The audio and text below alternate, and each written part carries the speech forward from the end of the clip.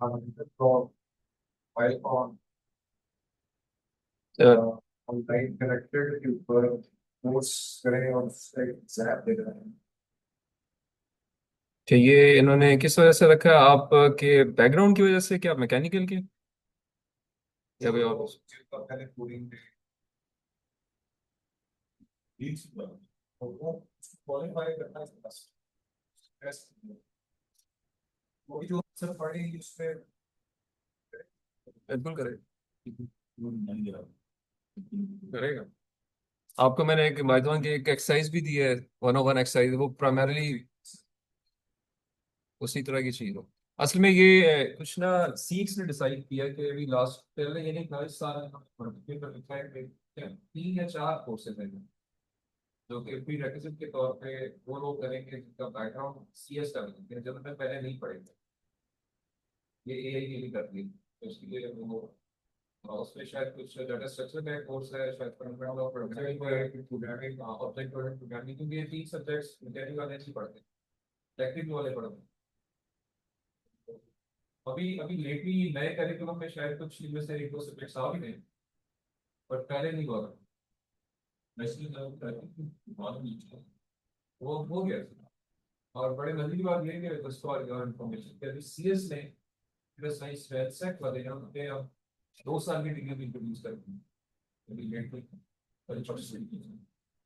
क्योंकि अब दुनिया में लोग तेज हो गए ना सर, 4 साल तक वेट करते अपने मार्केट से लाइक करता है पूरी करके कॉलेज के बाद। तो अगर मैं यदि एमएससी बीएस में बैचलर सोर्स को कह रहे हैं associate degree of computing, associate CS. लेकिन अगर आप कंफर्टेबल हैं, आपने वही कोर्स कंटेंट पढ़ा 2 साल में, आपको एसोसिएट की डिग्री मिली, आप आर्ट में चले जाए, अपना काम करें, कीमत से कम है। देयर इज नो कंपल्सन कि 4 साल की डिग्री करेंगे तो डिग्री मिलेगी, 2 साल के बाद डिग्री लेगी, you can go, but that degree would be called as associate degree in computing. वो बैचलर्स नहीं कह रहे, इट वुड बी बैचलर्स। ये किसी जमाने में 14 इयर्स ऑफ कॉलेज डिग्री और सर किसी डिग्री लेकिन नहीं एमसीए में होती थी, लेकिन डिग्री लेकिन नहीं सर। तो ये उन्होंने पर्पसफुली किया, और ये मेरे साथ क्या इंजीनियरिंग में भी आता है, क्योंकि 4 साल की इंजीनियरिंग में लोग मेरा तो आप दुनिया तेज होगी ना, पास हो। तो आप 4 साल तक आप माँ बाप पे पढ़ते रहते हैं, तो आप 9 साल के बाद होता है पूरी सर्टिफिकेशन को दे। वो भी इसमें उन्होंने ऐड किया है कि आप लाजमी सर्टिफिकेशन भी एक करनी है, आप रिसर्च इंटर्नशिप की एक सर्टिफिकेशन भी उन्होंने 3 क्रेडिट आवर का उसमें रखा हुआ है, लाजमी एक क्रेडिट सर्टिफिकेट। पाकिस्तान में 2 साल बाद जाए कितना चाहिए, जॉब तो नहीं मिली। नहीं, ये ना सर, ये असल में आप इंजीनियरिंग, आप मैकेनिकल इंजीनियरिंग का उस पर्सपेक्टिव से एक है, अदरवाइज जो कंप्यूटिंग के लोग हैं ना सर, ये आउटसोर्सिंग करने में काम तो मिल जाता है। आप थोड़ा सा इतना घर बैठे काम करो, आप स्किल बेस्ड काम करो, तो आप से डिग्री कर रहे हैं, इसमें घर बैठे काम करो। इसमें भी मिल सकता है सर, देखिए इसमें ज्यादा जो है ना वो आपके ऊपर है, it is more of active, आप जितने एक्टिव है ना सर, आपने कॉन्टेक्ट करने हैं, देखिए ये तो देखिए हिस्सा है कि आप अपने कॉन्टेक्ट स्टैब्लिश कर दें and get into the system, ecosystem में आ जाए। जरूरी नहीं है फौरन काम मिले, बट आप पहले किसी के साथ देखिए वो क्या कर रहा है, नेक्स्ट आप ऑन बोर्ड हो जाइए। तो इस तरह से कुछ लाइन ऑफ एक्शन। तो आप सर किसी अच्छे डाटा सेंटर को ऑनबोर्ड कर लें, लाइक ये नाम सिस्टम्स का नाम सुना होगा, सिस्टम्स है, टेरा डाटा है, ये इस्लामाबाद बेस्ड है सर, बहुत अच्छा काम करते हैं, बहुत अच्छे पैसे कमाते हैं, बहुत अच्छे प्रोडक्ट्स ले रहे हैं। तो first step is always to get on to their team by getting some good friend and then start yourself. क्योंकि इंटेलिजेंस सर पाकिस्तानियों में ज्यादा है, इसमें शक नहीं होना चाहिए। We are better race as far as intelligence is concerned in comparison to any other nation. We are we are multi-processor nation. अब एक वक्त में 6 काम कर रहे होते हैं, इस थोड़े से शायद वो वजह है फोकस कम करते हैं, लेकिन है कि बाकी दुनिया एक वक्त में एक काम करती है, एक ही डायरेक्शन में चलती है। अच्छा जी, चलें, बिस्मिल्लाह रहमान रहीम sir. First of all, as I always start the lecture from reminder of the day, so you must have uh, seen this person. His name is Nick Vujicic. um, इसके दोनों हाथ दोनों पाँव नहीं है, ठीक है। और इनफैक्ट ये एक बड़ी इसकी एक डिफिकल्ट सी लाइफ इसने गुजारी है अपनी। He is a Australian citizen, और लिमिटेशन के साथ पैदा हो, और नेचुरली कोई चीज ही नहीं, एक्सीडेंट नहीं है, बस it is how he got birth. So lot of bullying, 10 साल में ही ट्राई टू डू सुसाइड। और ये मतलब ये अपनी स्टोरी जो बयान करता है, कहता है जब मैं गिर जाता हूँ ना, if I get down something, so it's very difficult for me. I would like to show you that.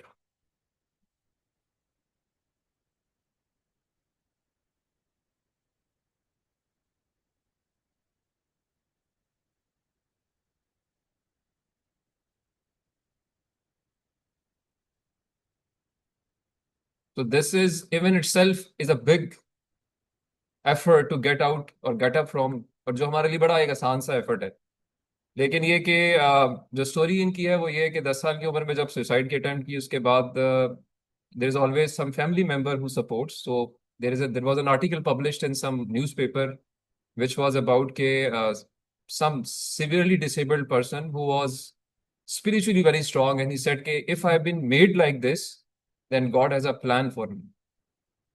So based on that feeling, this guy raised, and he swims, he skateboards. इसने दुनिया के 70 मुल्कों में lectures दिए हैं, इसके 4 बिल्कुल सेहतमंद बच्चे हैं माशाल्लाह। He is a bachelor degree in finance, ठीक है। एंड देन ही सेज कि you can either be angry for what you don't have or thankful for what you do have. So lesson learn क्या है कि अल्लाह ताला ने हमें हर वक्त कुछ ना कुछ ऐसी चीज़ दी हुई है जिसपे हमें बहुत बहुत अल्लाह का शुक्रगुजार होना चाहिए, मशकूर होना चाहिए। और मैं आपको लिटरली अपनी एग्जांपल देता हूँ कि जब ये कुछ ऐसे पहले कोविड का जो ये टाइम था, तो आई गॉट सीवियर कोविड। मेरे जो लंग्स थे there were 30% affected, and I was not able to take breathing properly. ये जो सांस मुझे और आपको आता है ना, जिससे हम समझते हैं कि हमारी इस पे इजारादारी है शायद, लेकिन ये जो सांस आता है, ये जबकि सांस में आपकी एक एनर्जी बन के जिस्म में जाता है, जिसकी शायद हमें फीलिंग नहीं है। जब जब ये नहीं आता, जो कि मुझे फील हुआ कि जब मैं सांस ले रहा था और मेरे जिस्म में कोई एनर्जी नहीं जा रही थी, तो मुझे ये चीज़ बड़े शिद्दत से इसका एहसास हुआ कि इस सांस के ऊपर भी हमारी कोई इजारादारी नहीं है, ये अल्लाह की तरफ से आ रहा है, और हमें इस पे भी अल्लाह का शुक्र करना चाहिए। और तो बाकी चीज़ें बेतहाशा हैं। So be very very thankful to God for everything which we have. And there are a lot of things, बहुत सारी हिकायतें और भी आप सुनेंगे, हम भी इंशाल्लाह आगे डिस्कस करेंगे, but this was just a reminder that we should be thankful to whatever we have. Okay ji, so last class में we discussed in detail about a practical application. हमने देखा कि किस तरीके से एक मशीन लर्निंग एप्लीकेशन को किसी एक इफेक्टिव काम के लिए इस्तेमाल किया जा सकता है, और फिर बहुत सारे उसके वेरिएंट्स और भी बनाए जा सकते हैं if you start thinking in this direction. आपने वो रिसर्च पेपर भी पढ़ा, मैंने क्लास में प्रेजेंट भी किया, फिर मैंने आपको एक काम उसकी बेस के ऊपर दिया भी, which was related to the forecasting phenomena. Because जो स्पेयर इंडस्ट्री है, या जो आप कहें कि बहुत सारे काम दुनिया में हो रहे हैं, उसमें आपको हर वक्त कुछ ना कुछ ऐसी चीज़ चाहिए जो कि मेंटेनेंस के परस्पेक्टिव से अवेलेबल हो, स्पेशली मैकेनिकल इंजीनियरिंग के अंदर। So there is a requirement of accurate demand forecasting. I've been into similar setups, and ये एक सबसे बड़ा पेन कहे होना होता है कि जब आप पूरे अगले साल की फोरकास्टिंग या डिमांड का सोचते हैं कि मैंने क्या क्या चीज़ें प्रोक्योर करनी है। एंड मुझे याद है कि इसमें आसान तरीका ये होता है कि बस आप बगैर कुछ होमवर्क किए हुए, बगैर कुछ सोचे हुए, बस कुछ टामक टुइयां मार के और आप एक डिमांड रेस कर देते हैं, जिसकी बुनियाद पे बहुत बड़ा ह्यूज एक्सपेंस जो है वो इंगेज हो जाता है आपके उस सिस्टम के अंदर, जिसका बाज़ वक़्त पता चलता है कि सारा का सारा जो इन्वेंट्री आ गई है, ये डेड इन्वेंट्री है, किसी काम की नहीं है। और ये बहुत कॉमन है, it's very common specially in the government sectors, because public sectors के अंदर कोई इतनी फिक्र परेशानी इस चीज़ पे नहीं करता, ऑल्दो प्राइवेट सेक्टर में बहुत ज़्यादा इस पे होमवर्क किया जाता है। So there is a requirement of, because ये एक पेनफुल प्रोसेस है, मैनुअली ये इंसान के लिए मुश्किल चीज है, that is why people do not do it, और do not do it with sincerity. So there is a requirement कि इसके अंदर एक ऑटोमेटेड प्रोसेस के थ्रू ये काम किया जाए. So accordingly I shared a paper with you which was related to the spare parts forecasting, और especially as far as the aviation space are concerned. So aviation के अंदर बहुत सारा इस तरह का स्पेयर है जिसमें कोई ट्रेंड नहीं है. It could be a lumpy requirement, can appear immediately, it can appear maybe after years, but there is a trend like that. So based on that, one must be able to suggest some process using the similar approaches which can do this. And I hope आपने इसको पढ़ा होगा. और मेरी इसमें सिर्फ request आपसे ये है कि आप इसको पढ़ के कोशिश करें कि इस पे जिस जो भी आपको रिसर्च पेपर में देता हूँ, try to be graphic in nature. Do not try to type lot of things. आप उसके अंदर से एक्सट्रैक्ट ये करें कि ये क्या ग्राफिकली इसके अंदर चीज को ब्लॉक डायग्राम्स बनाने की कोशिश करें कि ये इसमें 6 ब्लॉक्स इंप्लीमेंट हुए हुए हैं. पहले के अंदर ये हुआ है, दूसरे में ये, तीसरे में ये, चौथे में. So that when ever you go through it again, पूरा टेक्स्ट ना आपको पढ़ना पड़े, ना ही आपको वो टेक्स्ट याद रहता है, ना ही किसी और को उसकी समझ आती है, बट ग्राफ्स जो है ना वो आपको अच्छे समझ आते हैं. और इसके लिए I can tell you a good tool. There is a tool called napkin.ai. napkin.ai अगर आपने यूज किया हुआ है तो अच्छी बात है, नहीं किया तो जाके उसको अटेम्प्ट करें. और it it gives you very good graphic content from what ever text you give it. आप टेक्स्ट देंगे वो आपको अच्छी सी ग्राफ बना के देगा, ऑप्शंस देगा बहुत सारे कि इस तरह करना है, इस तरह करना है. तो and it's free of cost. Most of the AI tools मैं से इधर लिख देता हूँ.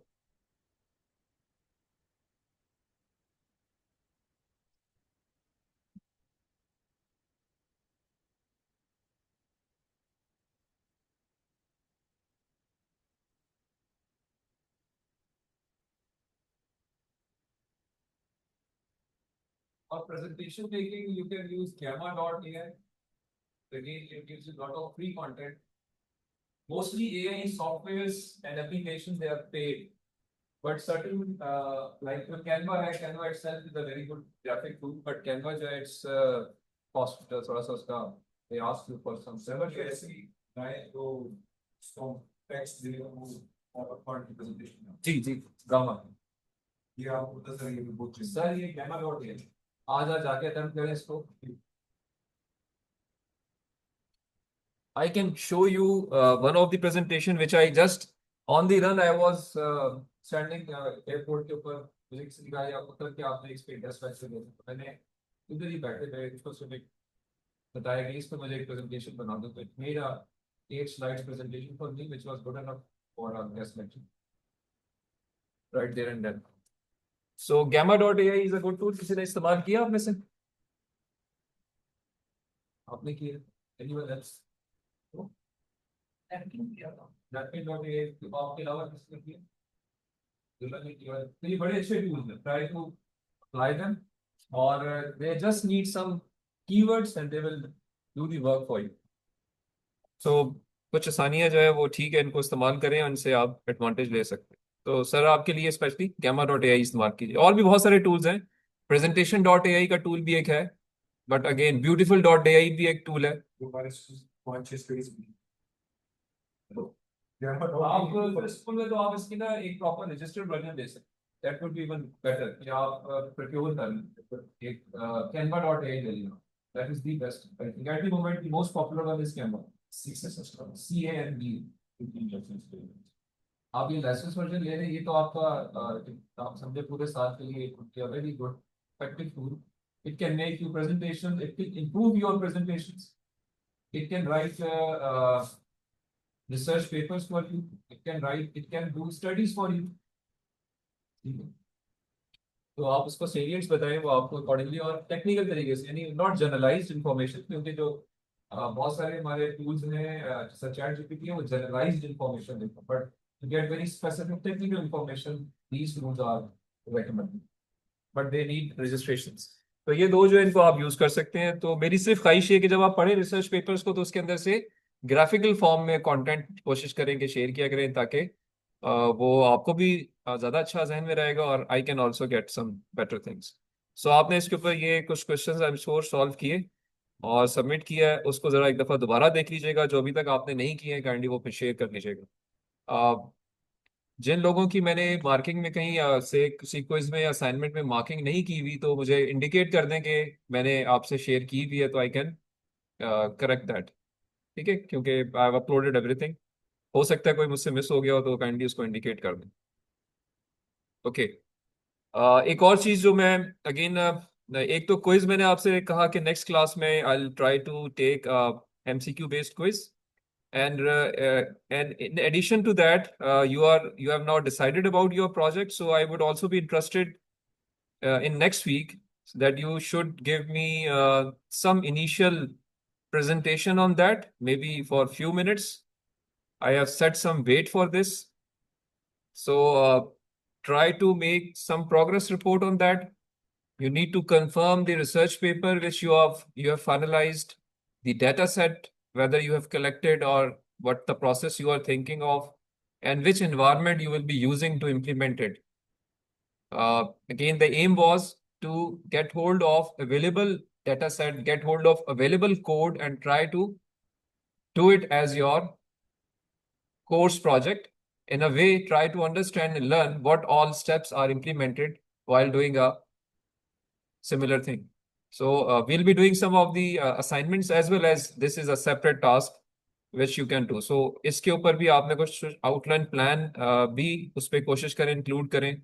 So this slide would be there. Just follow this and try to make a 5-minute presentation which you can present in the class as an interim presentation for the project. Okay, now coming back to we have been studying related to the application-oriented taskings. So now I'm coming towards the machine learning, which is inspired by the human brain, which we call as artificial neural network. So इसके ऊपर थोड़ी detail में हम बात करते हैं.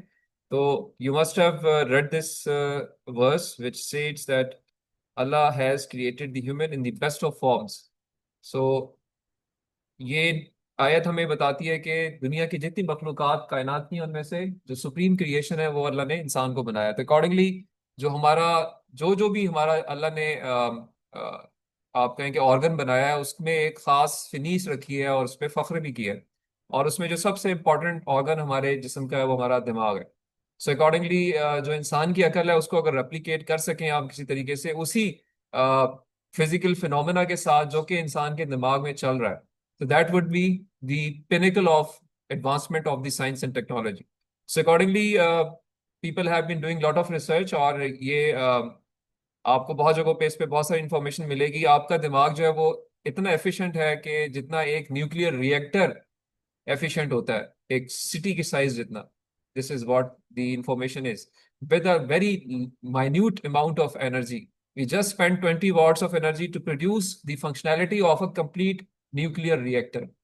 So based on this, if somebody could figure out कि ये दिमाग कैसे चल रहा है, so that would be again a very very effective achievement for the universe. So accordingly, ANNs जो है उनको डिजाइन करने की कोशिश की गई है. They are modeled just after the brain. They are considered to be unprogrammable and unpredictable, as like human brain. हम भी unprogrammable हैं, unpredictable हैं. We can do anything at any time. Anything can be expected from anybody at any time. Cannot be programmed. So similar things are there. They are configured for a particular application. One ANN is made and designed for one application. If you try to go for another application with the same ANN, it won't work because the relationships would change. And again, this has been inspired by human brain. Our brain has different portions for different type of works. Like हमारा frontal lobe है, it is primarily for the problem solving, for the motor control. Similarly हमारे जो कुछ और portions हैं, एक temporal lobe है जो कि हेयरिंग से रिलेटेड, स्पीच से रिलेटेड काम करता है, specific to those taskings. Parietal lobe के अंदर टच, टेस्ट, पेन, स्मेल के ऊपर उसकी अंडरस्टैंडिंग है। ऑक्यूपिटल लोब जो है ये आपकी मूवमेंट के पर्सपेक्टिव से विजुअल प्रोसेसिंग, लाइक आप देखा होगा कि मर्द बड़े अच्छा कैश पकड़ लेते हैं लेकिन खवातीन नहीं पकड़ पाती, तो there occipital lobe is functionally different because they have that coordination phenomena little bit different than the men. Similarly, cerebellum, it is for certain things. Brain stem is for breathing, heart rate, etc. So again, ये जो phenomena हैं ये बता रहे हैं कि हमारा दिमाग जो है उसमें जो न्यूरॉन्स हैं वो एक टास्क के लिए कुछ सेट ऑफ न्यूरॉन्स हैं, या एक नेटवर्क है जो एक टाइप का काम करता है, दूसरा नेटवर्क कुछ और काम करता है, तीसरा नेटवर्क कुछ और काम करता है। सो इसी बेस के ऊपर जो आर्टिफिशियल न्यूरल नेटवर्क्स हैं उनको भी किसी एक खास एप्लीकेशन के लिए ही डिजाइन किया जाता है। Or as written here, our brain is slower in response, but it's much more energy efficient than any other computer program. So many complex tasks which are difficult for regular programming या programmable devices is much easier for the human brain. Like आप बड़े आराम से आवाज पहचान लेते हैं, शक्ल पहचान लेते हैं, और इस तरह के बहुत सारे काम जो कि एक रोबोट नहीं कर सकता। At the moment people are working on that. और इसलिए कहा जाता है कि जिस तरह से अल्लाह ने फख्र किया है कि मेरी सुप्रीम क्रिएशन इंसान है, तो इंसान की भी सुप्रीम क्रिएशन क्या हो सकती है? कोई इंसान जैसी चीज। इसीलिए बहुत ज्यादा काम हो रहा है एक ऐसे रोबोट के ऊपर जो इंसान की तरह बिहेव कर सके, और अगेन उसके अंदर ये सारे फिनोमेनाज इन्वॉल्व होंगे। लेकिन इंपॉर्टेंट पॉइंट क्या है कि वो भी जो चीज बनेगी उसके ऊपर इंसान ही होगा, इसलिए परेशानी की जरूरत नहीं है। ओके, सो जो कंप्यूटर प्रोग्राम्स हैं ये अल्गोरिथमिक अप्रोच पे चलते हैं, इनमें अनएम्बिगुअस इंस्ट्रक्शंस चाहिए होती हैं। हाई लेवल लैंग्वेज के अंदर आप उनको प्रोग्राम करते हैं, दे आर प्रिडिक्टेबल। अगर कोई गड़बड़ होती है तो आइदर सॉफ्टवेयर प्रॉब्लम और hardware problem. On the other hand इंसानी दिमाग जो है वो इस तरह से नहीं चलता।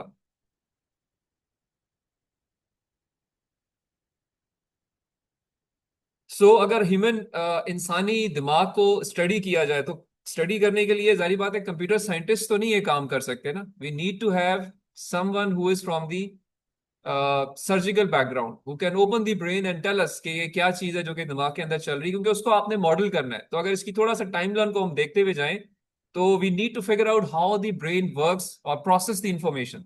इस पे बहुत सारी थ्योरीज हैं and they keep appearing after some time. A new theory appears कि हमारा दिमाग कैसे काम कर रहा है। तो if you start reading articles on this and maybe open something on your Google, it will start showing you number of interesting articles which would be mentioning the details कि how world is progressing in this domain. So अगर आप इस तरह इधर थोड़ा सा इसको homework देखें तो आपको नजर आएगा इस डायग्राम के अंदर कि जो अब तक की थ्योरी है वो ये कहती है कि आपके पास कुछ इनपुट एक सिंगुलर न्यूरॉन के ऊपर या न्यूरॉन आर्किटेक्चर जो दिमाग है उसके अंदर कुछ इनपुट एलिमेंट्स होने चाहिए, कुछ प्रोसेसिंग एलिमेंट्स होने चाहिए और कुछ ट्रांसमिशन एलिमेंट्स होने चाहिए। So dendrites are in fact these are the dendrites. These are supposed to be the elements where the inputs are received in our brain.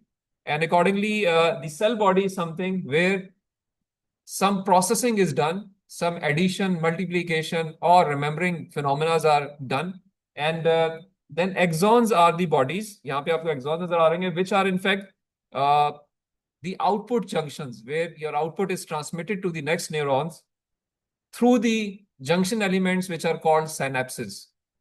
So biochemical activities चल रही हैं इंसानी दिमाग के अंदर, current is moving all along in your असाबी निज़ाम जो इंसान का, it is all current based system, and how it behaves, it responds. That is the baseline of creating an artificial neural network. So for the information which is known till this time, this is how it is done. And आपने हमने जो अब तक का जो mathematical model देखा है, it was something like this, in which you receive inputs with some weights, and we call them similar to dendrites.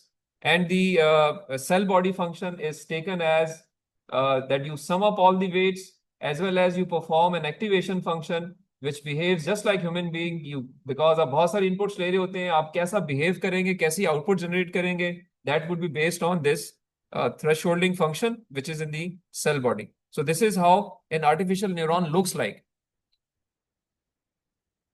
और इसकी जो कंस्ट्रक्शन की गई है वो based on this human neuron की गई है। As far as the literature is there, so there are around 85 billion neural cells in our brain with 150 trillion synapses. So it's a huge network, which is in fact dying and getting birth as well. दिमाग जो है वो मर भी रहा है, जिंदा भी हो रहा है, और accordingly theories are coming up. This is the brain of mouse. Mouse के ब्रेन की खासियत ये होती है कि इसके दो हिस्से बिल्कुल इक्वली सिनर्जाइज्ड होते हैं। राइट और लेफ्ट दिमाग एक तरह से बिहेव कर रहा होता है। इंसानी दिमाग इट लिटिल डिफरेंट। सो हर हर जिंदा या जी शऊर या कहेंगे जो एक लिविंग बीइंग है उसका दिमाग डिफरेंट है। So one has to accordingly behave. So we study the human brain, which is are little different than the other brains. सो आपके जो आसावी निज़ाम है इसमें आपको बहुत सारे न्यूरॉन्स नजर आते हैं, कुछ मोटर न्यूरॉन्स हैं और कुछ जो है वो आपके सेंसरी न्यूरॉन्स हैं और कुछ अकॉर्डिंगली आपके एक्टिवेशन न्यूरॉन्स हैं. So you receive the input from your sensors, your आपके हाथ हैं, आपकी खाल है, आपके आपकी प्रोबेबली जुबान है, आपकी आंखें, and they transmit through your neural architecture जो कि आपके दिमाग के अंदर है, थ्रू योर जो आपकी रीढ़ की हड्डी हराम मगज है, और पूरे जिस्म में ये असाबी निज़ाम जो है वो एक्टिव है to activate your activation functions, जो कि अगेन आपके हाथ पांव के आप बिहेव करते हैं कि अगर कोई चीज़ आपको फील होती है accordingly you immediately respond. So अगर इसकी टाइमलाइन को थोड़ा सा देखें तो the roots are in the neurobiological studies. There were always going to be sub medical surgeons who could tell you कि क्या फिजिकल एनालिसिस है, how do these nerve behave when they are stimulated by different magnitudes of electric currents, क्या कोई threshold है to activate the brain to an individual neuron, और ये किस तरह से कम्युनिकेट करते हैं. तो starting point was neurobiological studies. First thing was how physical aspect is there.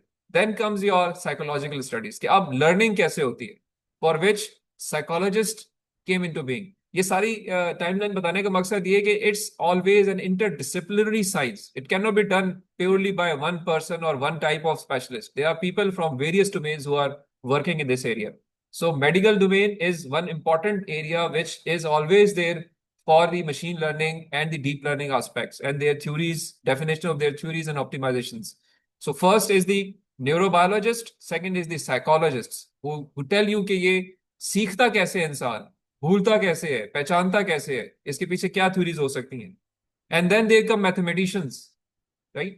So mathematicians, they were the ones जो के first came up and they gave the mathematical model of the neuron and further neural networks के किस तरह से mathematically behave करते हैं, but उनको information जो है वो शुरू में इन लोगों की तरफ से मिलेगी तब वो आगे चलते हैं. So third phenomena is always going to be the modeling.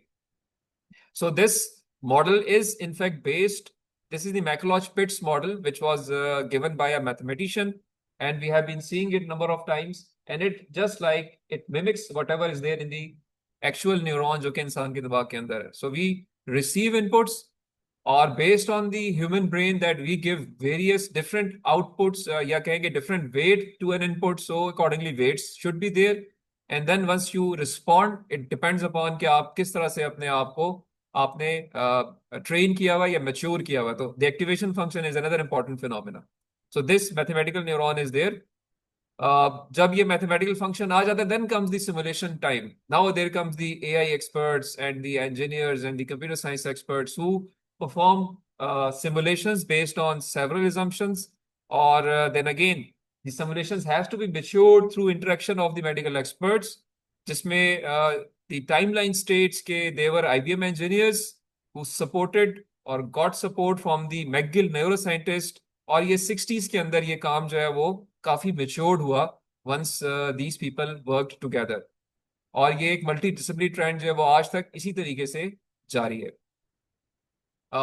रोजनब्लैट, अब ये कुछ इंपॉर्टेंट टाइमलाइंस के अंदर चीजें लाइक अभी हमने जो सिंगल न्यूरॉन है इसको हम सिंगल लेयर न्यूरॉन या सिंगल लेयर न्यूरल नेटवर्क कहते हैं. There was an introduction of the hidden layer, which was back in 1958 by Rosenblatt. Then there come Adeline network. Adeline network is developed by the Stanford University. They worked on the LMS learning rule, which is the delta rule, जो हमने class में एक दफा देखा भी था. और Adeline क्या है?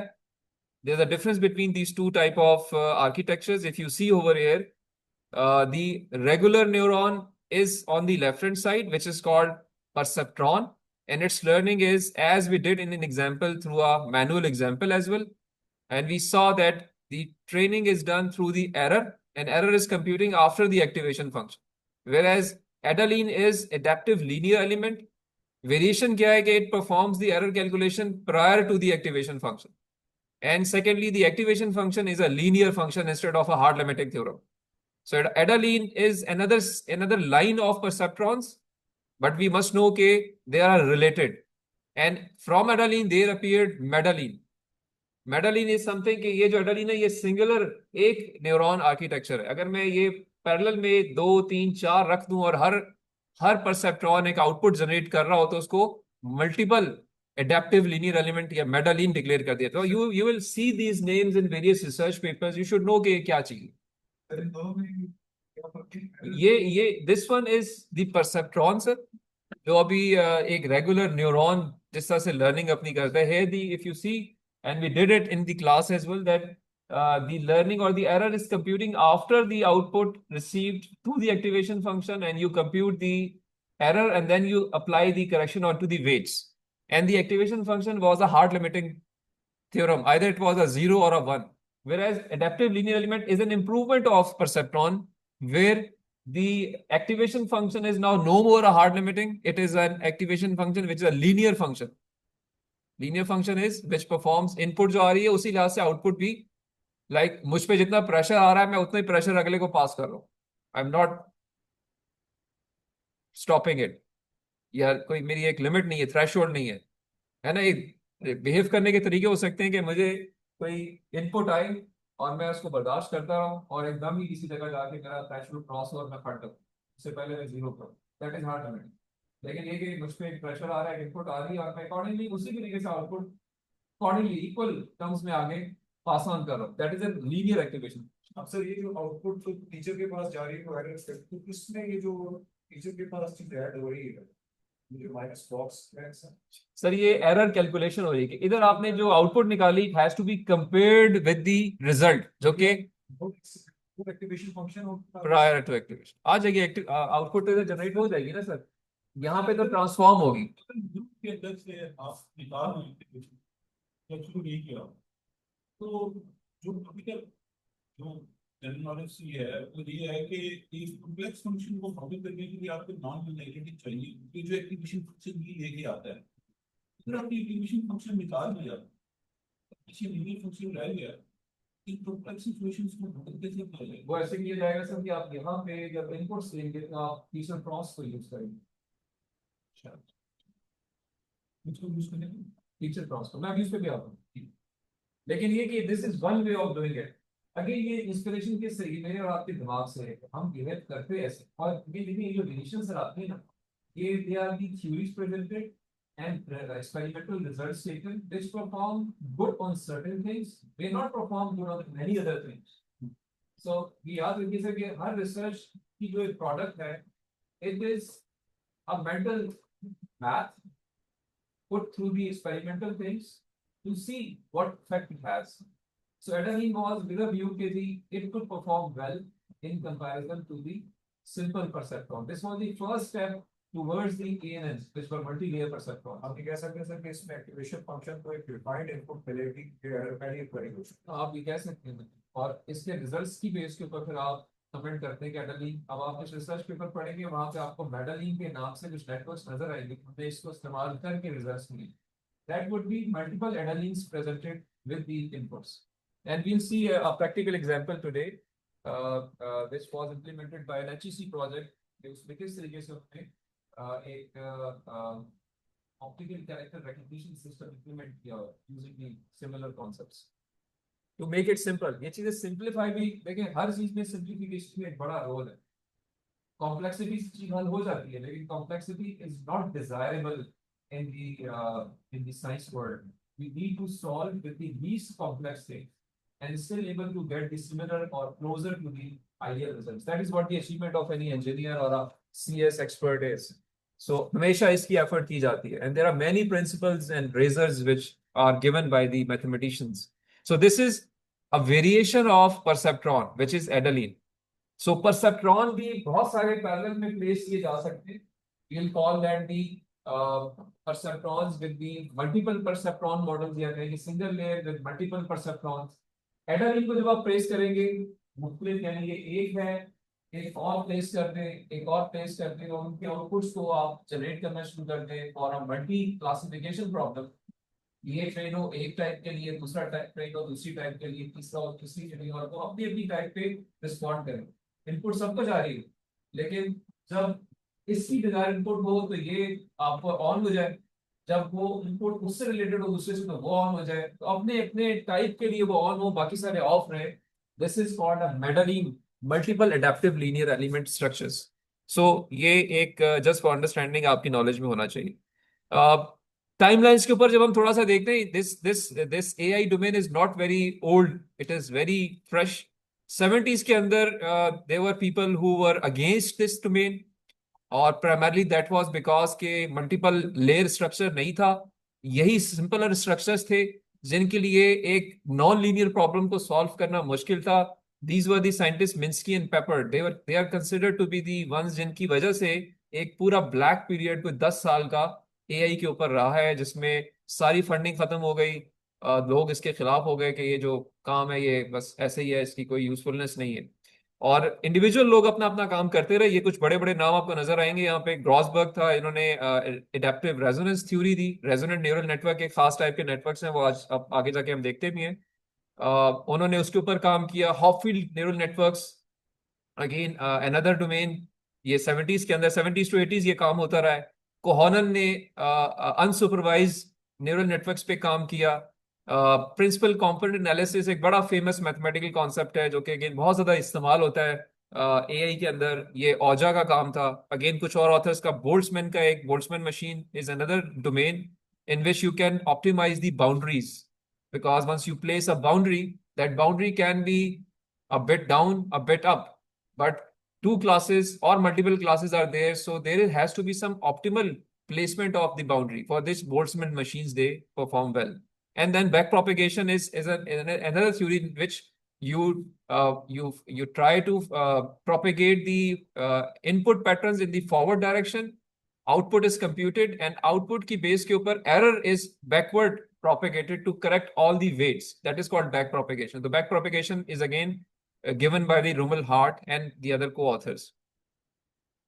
80s में ये एरिया रीमर्ज हुआ है और उसके बाद कंटिन्यूस प्रोग्रेस रही है 2000 में, और again in the current century new machine learning approaches, और रिसेंटली लास्ट डेकेड के अंदर आपको नजर आएगा कि डीप लर्निंग ने बहुत प्रोमिनेंटली जो है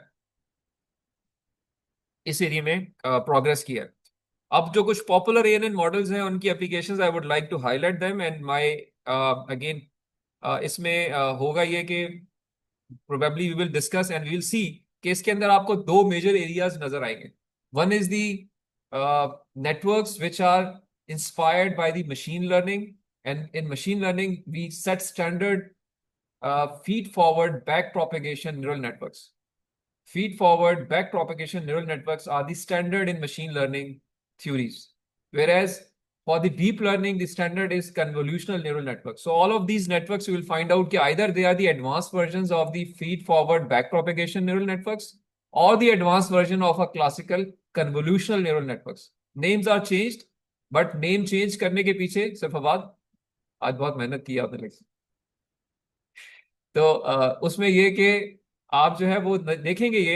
अच्छा, मेरा इसमें टारगेट क्या होगा, हो सकता है कि आपको फौरन ये चीजें हजम भी ना हो ना। आप कोशिश ये करें कि ये नाम जिस हद तक हम अभी इसको देखते हैं, आपने इस पे कोशिश ये करनी है कि वन नेटवर्क पे एक वन पेजर आपने एज एन असाइनमेंट करना है। अगर इसको take it as assignment, next assignment, कि इससे एक मल्टीलेयर परसेप्ट्रॉन है। यहाँ पे समरी तो गिवन है, but you go back and open it यार ये इसका फंक्शन होता क्या है, how it is being done. और इसमें और से इस तरह इससे रिलेटेड जो और model, like I told you कि there are two areas, one is the machine learning based and second is the deep learning based. In machine learning we have this multilayer perceptron and this standard model. This is also called feed forward back propagation neural network. So इसको standard रख के बाकी इसकी variation नजर आएगी आप। This perceptron is again इसका previous version है, ये उसका advanced version है। ये एक type of approach है जो कि it's not directly like this. Convolutional network is a deep learning approach which make use of the MLPs. वो हम आगे इंशाल्लाह देखेंगे भी, but for the sake of continuation just go through and apply your input and see कि क्या फर्क है इसमें। तो मेरी सिर्फ आपसे रिक्वेस्ट होगी कि इनमें से आपने टिक करने हैं, and I'll be also highlighting that कि कुछ हैं जो कि मशीन लर्निंग बेस्ड और इम्प्रूवमेंट्स ऑफ एमएलपीज हैं, and rest are the improvements of CNNs. और इनमें कुछ वेरिएशन यहाँ पे नजर आएगी आपको कि उनमें फर्क क्या क्रिएट करने की कोशिश की गई है। कहीं पे ये जो फोर कैरेक्टरिस्टिक्स हैं they are sort of some summary representations and there are some applications related to that. Important ये है कि जो टाइप ऑफ न्यूरल नेटवर्क्स हैं ये हर एक पे इक्वली इफेक्टिव नहीं है. They are effective on certain type of functionality. Again इसकी इंस्पिरेशन क्या है? जिससे इंसान इंसान भी जो है, हमारे इंसान के जो दिमाग के हिस्से हैं वो हर हिस्सा हर एक के लिए इफेक्टिव नहीं है. तो हम कुछ चीजें, हमारा कुछ दिमाग का हिस्सा करता है, कुछ कुछ और करता है. तो ये उसी तरह से ये चीजें क्लासिफाई हुई हुई है. तो MLP है ये डीप लर्निंग नहीं.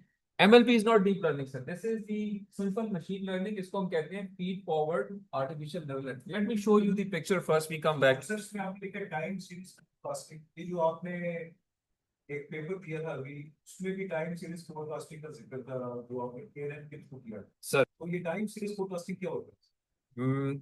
अच्छा सर, इसका जवाब सर आप ही मुझे देंगे. क्या आप बताएं कि क्या आपको समझ आई टाइम सीरीज होती क्या है आपके ख्याल में? आप मुझे अगर रिसर्च पेपर दिया तो उसमें टाइम इंटरवल्स इन्वॉल्व थे जिसकी रिमार्क्स की जा रही, और वो इरेगुलर टाइम इंटरवल्स थे जो लंपीनेस क्लासिफिकेशन होती थी जिसकी बेसिस पे डिमांड्स. लेकिन as a term time series की नहीं समझ आएगी. टाइम सीरीज नहीं है. सर सिर्फ टाइम डिपेंडेंट डेटा सेट. पर टाइम सीरीज ये होती है कि आप किसी वेरिएबल को ऑब्जर्व कर रहे हैं अलोंग द टाइम एक्सिस. जैसे अभी 2 मिनट बाद, घंटे बाद, महीने बाद, साल बाद, डेकेड बाद वो कैसे बिहेव कर रहा है. This is called a time series. X axis पे टाइम कंसेप्ट. तो टाइम सीरीज जो होती है बेसिकली ये रिग्रेशन एनालिसिस कह सकते हैं. इसको आप क्लासिफिकेशन में भी जा सकते हैं, बट अगेन फिर उसको आपको कैटेगोरिकल वैल्यूज बनानी पड़ेगी क्योंकि इसमें कॉन्टिन्यूस वैल्यूज आ रही हैं. हाँ रिग्रेशन चीज. और एक ट्रेंड शो हो रहा है. जो ट्रेंड एनालिसिस होता है वो टाइम सीरीज एनालिसिस होता है. इसको हम टेम्पोरल एनालिसिस भी नाम देते हैं. TEMPORAL. Temporal analysis is more scientific term. Time series भी कहते हैं और ट्रेंड एनालिसिस. अच्छा, ये जो मैंने आपको दिखाया this is regular artificial neural network which is called feed forward. It means whatever input is coming, it is passing through the various layers and neurons and getting towards the output to generate an output. That output is maybe correct, maybe wrong. So if it is wrong, the error would be computed there and the error would backpropagate to correct the fakes in all these links. This is called a regular machine learning artificial neural network, which is called feed forward backpropagation neural network. ये उन techniques से सारे करता था. ये multi layer perceptron है sir. MLP is this. MLP के अंदर फिर जो लर्निंग स्ट्रेटजीज हैं it could vary. So it is not deep time. It is not deep, it is called deep network, deep neural network. Because जब hidden layers आ जाती हैं, hidden layers जब आ जाती हैं, we start calling them as deep neural networks, but they are also called machine learning perceptron, multi layer perceptron और feed forward back propagation neural network. अच्छा, जो फीड फॉरवर्ड बैक प्रोपेगेशन है वो एक स्पेसिफिक टाइप ऑफ ट्रेनिंग का नाम है कि इस तरीके से आपने इसको लेके चलना है. बिकॉज ये सेम स्ट्रक्चर जो है it could be trained other than feed forward back propagation as well. It may not be connected. ये सारे लिंक्स हो सकता है एस्टैब्लिश ना भी हो. अभी मैं वो उस पे आऊंगा. सिर्फ इसको ध्यान में आप ये रखेंगे there is a type of structure which is the basic structure and its training is a basic training which is in fact improved in various other ways. Sir does it imply कि मतलब ऐसे भी models हैं AI में जो back propagation के through अपने weights and biases पर टेस्ट नहीं होते. बिल्कुल देयर आर. क्योंकि देखिए ये एक टाइप ऑफ एल्गोरिथम है, एक टाइप ऑफ, जैसे हमने कहा ना कि there is an incremental mode training, there is a delta rule training, there is a gradient descent way of training. There could be many hundred of such ways. क्योंकि देखिए इंसानी दिमाग में और आप किस तरह ट्रेन हो रहे हैं ये एक बड़ा ही एक नॉन फिक्स्ड फिनोमेना है. People inspect the brain, give the theory कि ये है इसका लर्निंग का प्रोसेस. और ये बड़ा एक ना एक इंटरेस्टिंग डोमेन है जिसमें लोग काम कर रहे हैं. सो सर ऐसे न्यूरल नेटवर्क्स हैं जो बैक प्रोपगेट नहीं कर.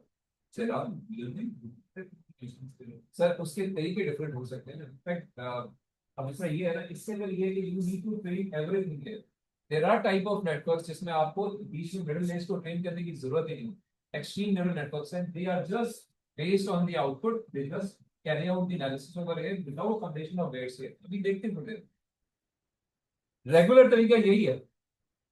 बैक प्रोपेगेशन तो ये जो नाम है ना sir, feed forward back propagation, ये एक प्रोसेस का नाम. It can be segregated as there could be ways जिसमें आप सिर्फ बैक प्रोपेगेशन कर रहे हैं, फीड फॉरवर्ड नहीं. और there could be reverse way. ये जो तरीका है इसमें तो देखिए इनपुट आगे जा रही है, बैकवर्ड नहीं आ रही. देयर आर नेटवर्क्स जिसमें ये बैक प्रोपेगेट भी करती है within forward movement as well, इसको हम कहते हैं डुअल वे कनेक्शंस। अभी ये वन वे कनेक्शन है, it could be a way कि ये इधर जाए और इससे वापस आए, आगे ना जाए, that won't be called a feed forward back feed forward network, that would be a feedback network. इसके अंदर मेमोरी नहीं है। आपने रिकरेंट न्यूरल नेटवर्क्स का नाम सुना होगा, उसमें मेमोरी एलिमेंट्स होते हैं, they store the previous information, और जब ये इसके बाद इसकी इंफॉर्मेशन आती है वो उनसे इंफॉर्मेशन भी लेते हैं कि पहली इंफॉर्मेशन क्या थी, जिससे इंसान ट्रेन होता है कि मेरे पास पिछले सालों का एक्सपीरियंस भी होता है, नई चीज आती है मैं पिछले वाले को भी ले आता हूँ बीच में, यार लेट्स सी उसकी बेस पे नई चीज पे क्या अप्लाई करूँ। सिमिलरली ये जो न्यूरॉन्स हैं ये आपस में बात नहीं कर रहे इस वक्त अभी, एक रेगुलर फीड फॉरवर्ड करते हैं। There are type of networks जिनको हम नाम देते हैं resonant neural networks, which talk among as well। ये न्यूरॉन्स आपस में बात करेंगे बजाय कि ये पहले इंफॉर्मेशन आगे पास ऑन करें। So there are many variations which are possible. ये एक स्टैंडर्ड आर्किटेक्चर है, इसके अंदर बहुत सारी वेरिएशंस आप लेकर आ सकते हैं और उसकी एप्लीकेशन के ऊपर इफेक्ट को चेक कर सकते हैं। समझ गए बात? रेगुलर तरीका यही है जो आप कह रहे हैं, but there could be many irregular ways and you can yourself think of those things. आप ये चार लाइनें काट दें तो फिर ट्रेन कर लें, आप डायरेक्ट इसका कनेक्शन इसके साथ जोड़ दें फिर कनेक्ट कर लें। आप ये हायरार्किकल स्ट्रक्चर यूज ना करें, फर्स्ट लेयर सेकंड लेयर नहीं बल्कि first to third layer, third से फिफ्थ लेयर कर सकते हैं। आप बीच में ट्रेनिंग ना करें, डायरेक्ट आउटपुट लें और सिर्फ इन कनेक्शंस को ट्रेन करके इम्पैक्ट चेक करना शुरू कर सकते हैं। ये जो हम हिडन कहते हैं, हिडन, वो ये हिडन का कॉन्सेप्ट क्या है? तो अगर किसी ने इसको बनाया है ना, गुड क्वेश्चन, गुड क्वेश्चन। वो ये है, देखिए इसको हिडन इसलिए कहते हैं कि जो आउटर वर्ल्ड से कम्युनिकेट कर रहे हैं ना, वो ये लेयर कर रही है और ये लेयर कर रही है, ये तो अंदर है ना। So it is not hidden from you and me, but it is hidden from somebody for whom you are making this application. Developer इससे तो हिडन नहीं है। But it's called hidden because of that only. ठीक है sir? अच्छा, so मैं let me go back. थोड़ा सा ये मैं आगे इसलिए पहले ताकि आप उसको लिंक कर सके जो मैं उधर आपको कवर कर रहा हूँ।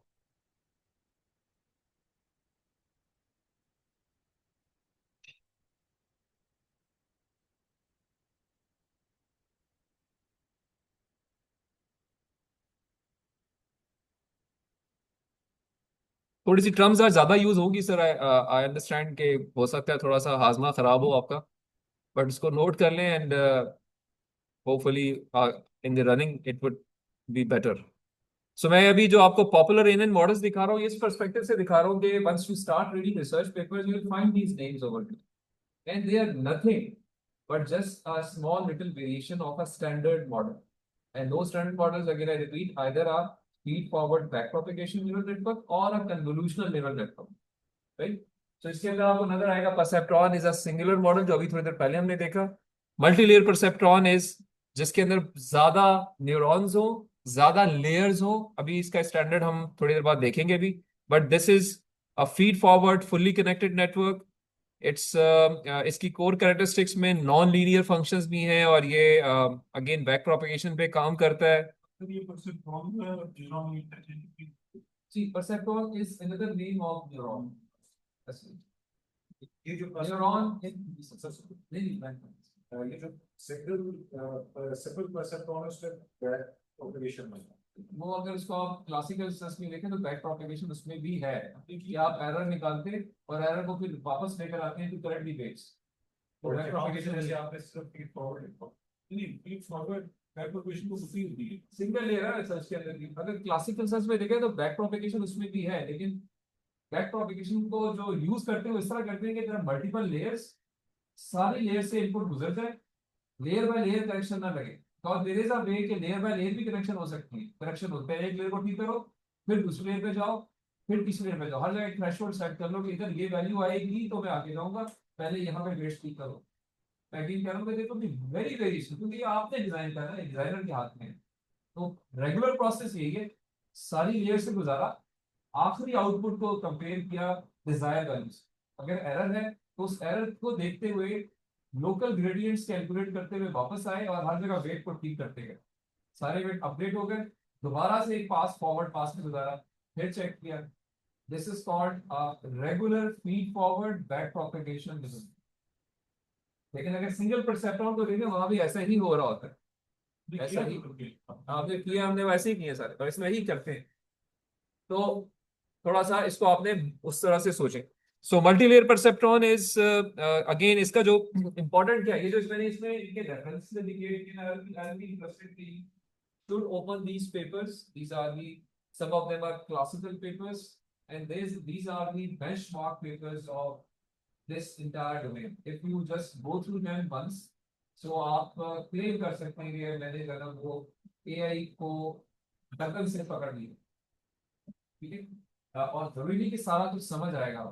ये देखिए कभी भी पर्पस नहीं होता, nobody can understand anything or everything in one go.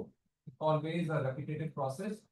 आप आज देखना शुरू करेंगे तो आहिस्ता आहिस्ता आहिस्ता इनमें से चीजों पे आपकी ग्रिप आनी शुरू होगी, but you must know the right source to go and see, and then go through it, try to improve upon your understanding. So ये रेफरेंस पेपर्स को आपने, once you go back, you must focus on these. CNN में sir back propagation है।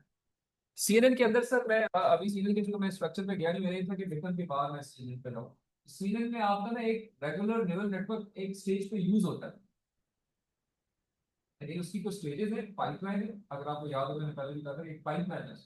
उस pipeline में एक जगह जाके एक रेगुलर एमएलपी है, जो कि आपको अगेन इसी प्रोसेस से गुजार रहा है। वहां भी हो सकता है ये बैक प्रोपेगेशन इंप्लीमेंट हुआ हो या ना भी हुआ हो, क्योंकि यहाँ भी वेरिएशन है ना, वहां भी वेरिएशन आ सकती है। It's a very flexible model, it's not a fixed model.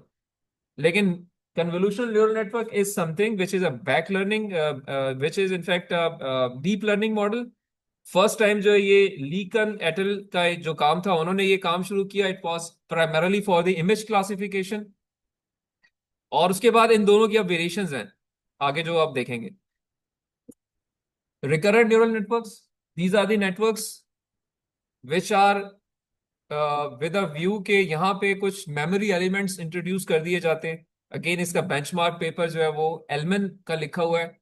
और रिकरेंट न्यूरल नेटवर्क की कुछ और टाइप्स हैं, एक नाम है एलमन न्यूरल नेटवर्क, एक नाम है Jordan neural network. They are the types of recurrent neural networks. और इसके अंदर थोड़ी देर में इस पे हम थोड़ी डिटेल में भी बात करेंगे, बट इसके अंदर ओनली थिंग इज, अब तक का जो स्ट्रक्चर था परसेप्ट्रॉन का भी और एएनएन का भी, उसके अंदर मेमोरी नहीं थी। मेरे आपके अंदर मेमोरी भी होती है। तो अगर आप मेमोरी इन नेटवर्क्स में इंट्रोड्यूस कर दें, then those networks becomes the recurrent neural networks. तो इधर अभी एक से इनकी डिटेल में ऐसा जाना नहीं है, सिर्फ एक आपका वो कहते हैं कि एक क्लिक मार्क होना क्या है, ये नाम है और उसका मोटा काम क्या कर रहा होगा। डिटेल्स जो है वो शायद कुछ हम कवर करेंगे, कुछ नहीं भी करेंगे, बट ये कि आपको एक अच्छा आइडिया हो जाएगा कि किस तरीके से ये सारे नेटवर्क्स काम कर रहे हैं। आप कहीं किसी रिसर्च पेपर के नाम सुने तो आपको पता हो यार कि ये क्या चीज। सिमिलरली जो रिकरेंट न्यूरल नेटवर्क्स हैं, ये इनका इशू ये होता है कि ये इनमें कुछ प्रॉब्लम्स होता है। ये इस तरह से जो ये long short term memory, it's the advance version of the RNNs. ये आरएनएस का एडवांस वर्जन है, और ये स्टार्टिंग है एनएलपी, नेचुरल लैंग्वेज प्रोसेसिंग, जो ऑटो एनकोडर्स या कहेंगे जो ट्रांसफॉर्मर बेस्ड नेटवर्क्स हैं, ये स्टार्ट हुए थे एलएसटीएम से। एलएसटीएम का मकसद ये है कि आप ऐसी चीज को प्रिडिक्ट कर सकती है जो कि बहुत अरसे पहले हो चुकी है। जब एक स्टोरी आप सुनते हैं ना, आपसे मैं आपको कम जैसी स्टोरी सुना रहा हूँ, तो आप मैं आपसे कहूँगी कि मैंने आपसे 15 मिनट पहले क्या बात की थी, तो शायद आप लिंक ना कर सकें। लेकिन अभी थोड़ी देर पहले मैंने आपको क्या कहा, मैं पूछूंगा मैंने अभी 2 मिनट पहले क्या बात की, तो आप कहेंगे जी आपने बात की है रिकरेंट न्यूरल नेटवर्क्स, कर सकेंगे।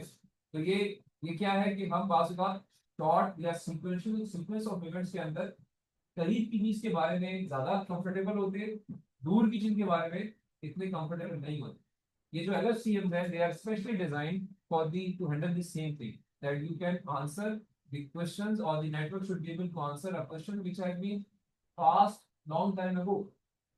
So RNNs are good in the short term solution या short duration thing. LSTMs are the versions which do that.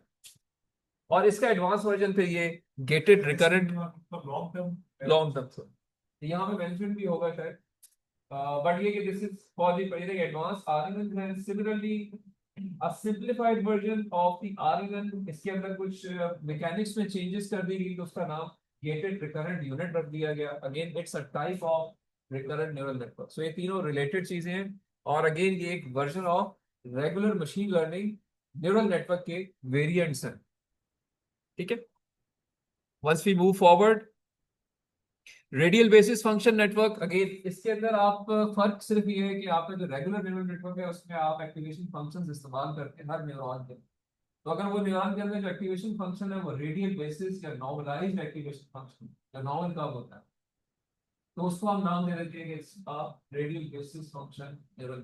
बाकी सारा कुछ वही है, फीड फॉरवर्ड बैक प्रोपेगेशन है, एक्टिवेशन फंक्शन चेंज है। अभी तक जो एक्टिवेशन फंक्शन आपने देखिए, एक था हार्ड लिमिटिंग, एक था लीनियर। इसकी जगह एक एक्टिवेशन फंक्शन ऐसा डिफाइन हो जाए जो कि नॉर्मल कर्व की तरह हो। Hard limiting, hard limiting, hard limiting से मुराद ये है कि आइदर 0 और 1। हार्ड लिमिटिंग से मैं लिख देता हूँ सर, मैं शायद बोलते हुए सही तरीके से हार्ड हार्ड ये क्या होगा? हार्ड लिमिटिंग होता है सर कि एक्टिवेशन फंक्शन ऐसा हो कि एक खास अमाउंट ऑफ इनपुट जो है इस पूरे एरिया में ये 0 है, यहाँ पे आपका सबर का पैमाना लबरेज हो गया और आपने आगे बंदे को झाड़ना शुरू कर दिया। ठीक है, this is called not going into grey scale. एक मेरा बस लिमिट है, इधर तक मैं बर्दाश्त करूंगा, इसके ऊपर बर्दाश्त नहीं करूँ। ठीक है, और जो दूसरा मैंने आपसे बात की थी वो अभी पढ़ने में आगे कि आप इस तरह बिहेव करें, जो इनपुट आ रही है ये एक्स आया, आपने उसी उसी के उतनी ही आपने आउटपुट जनरेट कर, इसने आपको प्रेस किया, आपने उतना ही प्रेस आगे अप्लाई कर दिया, क्योंकि इससे ब्रेक लगाई आपने ब्रेक लगा। It is called linear activation function. then there is called a ReLU function। ReLU function ये करता है कि अगेन कुछ अरसे तक वो फिर भी रखता है अपने आप को बर्दाश्त करना, फिर लीनियर अगेन उसकी भी लिमिट होती है, लेकिन वो आगे जो है फिर भी बिहेव करता है थोड़ा सा हालात को देखते हुए। तो ये CNN का एक्टिवेशन फंक्शन बहुत कॉमन है ReLU के नाम, रेक्टिफाइड लीनियर यूनिट। ये अभी थोड़ी देर में आते नहीं है, लेकिन ये इंस्पायर्ड इंसान के बिहेवियर से है कि मैं और आप किसी भी सेट ऑफ इनपुट्स के ऊपर कैसे आउटपुट जनरेट करते हैं, तो हम उसकी एक मैथमेटिकल रिप्रेजेंटेशन बनाएंगे। तो मैंने भी ये कहा है कि अगर ये जो रेडियल बेसिस फंक्शन है, ये इनके एक्टिवेशन फंक्शन इस तरह के हो,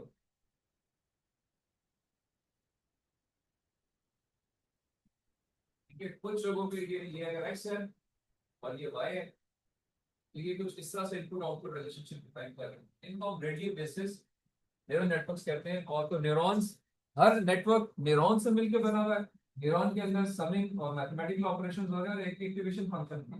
ये वाला एक्टिवेशन फंक्शन अगर यूज हो रहा है तो उस नेटवर्क का नाम है रेडियल बेसिस फंक्शन नेटवर्क। और ये कुछ एप्लीकेशन में बड़े इफेक्टिव है। मैंने यहाँ पे लिखा हुआ है कि कंट्रोल सिस्टम्स में, इंटरप्रिटेशंस के अंदर, कुछ क्लासिफिकेशंस के अंदर ये इफेक्टिव। और ये इनका बेसलाइन पेपर है या इसका related paper. Self-organizing maps are in fact unsupervised way of learning। और जिस तरह से आप डाटा की क्लस्टरिंग करते हैं, ये उस मकसद के लिए डिजाइन किए गए हैं। कोहनन वाज द वन जिन्होंने इस पे काम किया था। Auto encoder is the starting of LSTM। LSTM यानी जब आप हर एक चीज को, ऑब्जेक्ट को एक मैप कर दें। मैंने एक क्लास में आपको बताया भी था कि हर चीज की डिक्शनरी बनाई जा सकती है, कि हर एलिमेंट को एक डिक्शनरी में रखा जा सकता है या एक 3D स्पेस में प्लेस किया जा सकता है। सो इसको हम कहते हैं कि एक चीज आया, लाइक ये फवाद लिखा हुआ, तो फवाद XYZ में या XYZT के अंदर कहाँ पे है, और नुमान कहाँ पे है, और इमरान कहाँ पे है। हर एक के अपने अपने XYZT के ऐसे कुछ कैरेक्टरिस्टिक्स हैं, you can place according to that. तो everything in the universe is a vector। If you can do that, for that purpose autoencoders has been designed। This is the start of natural language processing। I hope समझ आ रही है चीजें। This is ये इस वक्त सिर्फ मैं आपको कुछ नाम इसलिए बता रहा हूँ कि they may be coming up in your research papers which you are finding out. तो डिटेल ऑफ कोर्स उनके अंदर जाके कुछ और फर्दर डिटेल भी पता हो सकती है, लेकिन ये है स्टैंडर्ड मॉडल्स ही हैं। Similarly, generative adversarial networks, this is autoencoder की advanced form है ये। This is again for the natural language processing। Then comes the deep belief networks। Deep belief networks जो है ये इनमें जो process है, this is with a view, if I'm not exactly forgetting it, yes, कि इसके अंदर आप जो है ना वो greedy layer search करते हैं। greedy layer device अभी जो सर आपने क्वेश्चन किया था कि इस तरह एक रेगुलर चीज आगे ट्रेन हो रही है और प्रोसेस नहीं नहीं, ये करते हैं कि they purely train the output layers. They do not consider the in-between layers, so the training becomes faster, right? So I would again थोड़ा सा tone change करने के लिए, if I request you can deep networks के पास search करें and see say ChatGPT पे search करें and find out, write down the deep networks and its characteristics. Maybe it will start telling you कि इसमें और एक regular neural network में यानी feed forward back propagation में क्या होता है, तो इसमें जो सर सुनील ने क्वेश्चन किया था कि एक तो रेगुलर प्रोसेस यही होता है और एरर को बैक प्रोपेगेट करना चाहिए, तो आपको नजर आएगा कि लॉजिक डिफरेंट, वहां पे ऐसा नहीं होता। यहाँ पे ग्रीडी लेयर, या आप इसको बेशक इसको सर्च कर लें, greedy layer wise pre training for deep leaf networks, you'll get an answer which probably activate some of your brain neurons जो कि शायद मेरी कहने से एक्टिवेट नहीं हो, क्लीनिंग सब करनी पड़ती है। करनी पड़ती है सर, लेकिन अब उसके तरीके मुख्तलिफ हो सकते हैं और उसका कंप्लीशन प्रोसेस मुख्तलिफ हो सकता है, ठीक है? आप बिल्कुल आप आराम से स्टेप बाय स्टेप कर रहे हैं और या आप स्टेप छोड़ के कर रहे हैं ताकि जल्दी हो जाए, ठीक है? क्योंकि पूरा स्टार्टिंग हुई भी है ना, तो स्टार्टिंग में अब आपकी मर्जी है कि आप इसको कैसे लेके चलते हैं process. You can do lot of things as per your thought, and people have been doing it and naming it accordingly. यदि यूं कर लो तो नाम ये रखो, यूं कर लो तो नाम ये रखो, और मैंने इसका फैक्ट चेक किया है, ये अच्छा परफॉर्म कर रहा है। आप सब माशाल्लाह समझ रहे हैं, there's always a trade off in the life. You perform well in one domain, you get bad in another domain, but because you are the proposer of that domain, you will always praise your approach. कि मैं ठीक जो मैं कह रहा हूँ that is the best, because you have to be at the back of this ना, तो आपका काम है, तो आप कभी भी उसको बुरा नहीं कहेंगे। So जो स्टैंडर्ड काम है ना सर दुनिया में, वो अगेन दो ही है, one is feed forward back propagation, which is जिससे दुनिया की हर चीज में कवर तोड़ की काम कर दिया। अब उसकी जो वेरिएशन है वो मेच्योरिटी है, वो आ चुका है, उसके बाद छोटी छोटी वेरिएशन ला के लोगों ने अपने नाम से उसको प्रपोज किया, which was performing in some domain, but as a whole that was not performing well, broadly speaking. तो अगर आप इसको देखें, इसके अंदर आप देखें, ये आपको डिटेल में ये बताएगा जी कि इसके अंदर ग्रीडी लेयर सर्च होती है, यानी आप कुछ लेयर छोड़ देते हैं, फाइनल लेयर पे फौरन पहुंच जाते हैं टू ट्रेन, ठीक है सर? तो देखिए इसमें रेगुलर प्रोसेस चेंज हो गया, we train the last layer and then we do lot of other things, and with a view कि आपको एक फास्ट कन्वर्जेंस मिल जाएगी, which is claimed again. You cannot, a third party sometimes cannot verify. बहुत सारे research papers में claims are very high, but there is no validation by a neutral worker. Here it is claimed कि ये सब से करेगा और उसमें क्या कभी हो, but nobody is that much sure other than the authors. Learning techniques, sir. So deep belief network is a regular way. It's not the deep learning. Name is deep belief networks. ये इसके अंदर middle layers होते हैं. So in a way this is going towards a deep learning, but it's not deep learning. ठीक है? Similarly sir कुछ और methods आपको यहाँ नजर आएंगे, like graph neural networks जो है, ये बहुत सारे जिंदगी के बारे ऐसे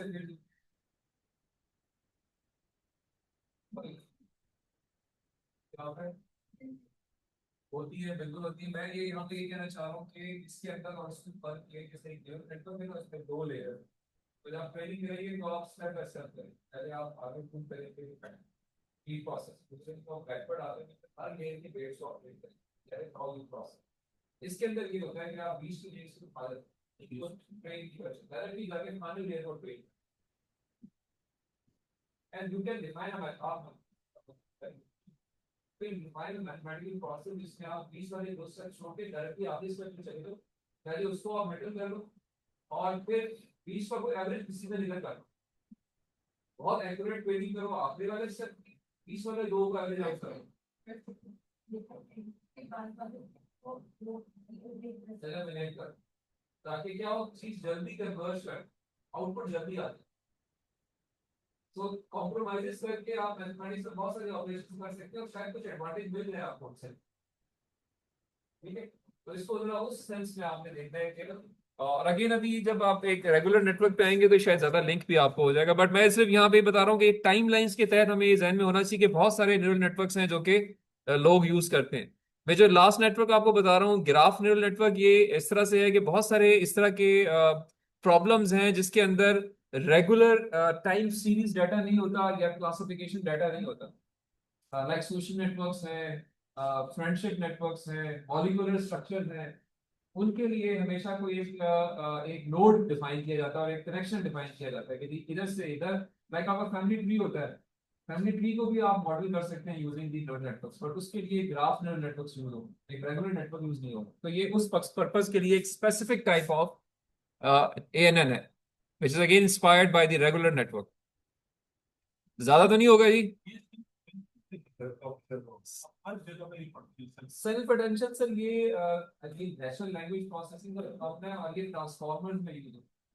और ये है कि जब आप कुछ डाटा को इनकोड कर रहे होते हैं तो आप उसके अंदर एक अटेंशन लेयर डालते हैं। जब आप ट्रांसफॉर्मर्स को देखेंगे ना सर तो वहां पे एक चीज आप ज्यादा सीख हो जाएगी, बट इसका अगर मैं आपको सिंपल एग्जांपल में दूं, जवाब तो इस तरह से बनता है कि आप चीजों को इनकोड कर रहे हो और इनकोड करते हुए आप कुछ उसमें प्रीमाइस डालना शुरू करो। सिर्फ फहद है तो फहद मिलिट्री का है, फहद जो है वो पढ़ा लिखा है। ये जब कॉन्टेक्स्ट आ जाएगा तो आपके बारे में ज्यादा अच्छी इंफॉर्मेशन आ जाएगी, अरे कुछ अटेंशन डाल दी आपके हवाले से, ये अटेंशन लेगा। तो अटेंशन इस पर्सपेक्टिव से इस चीज को एक्सट्रैक्ट करना आसान है। Whenever I not try to extract, so here I can just say that a person who has a military background with this much qualification, he will extract you.